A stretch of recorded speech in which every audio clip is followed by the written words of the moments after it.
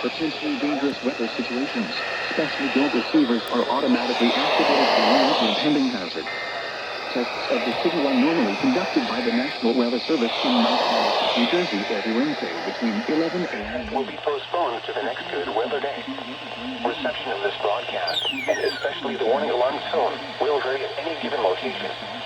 This variability, normally more noticeable at greater distances from the transmitter, can occur even though you are using a good quality receiver in perfect working order.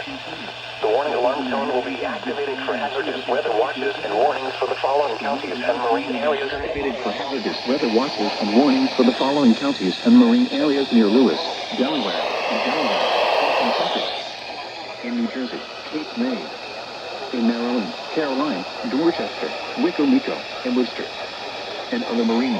Radio all hazards. Station KHB38 in Atlantic City, New Jersey. Thank you for listening to NOAA Weather Radio All Hazards.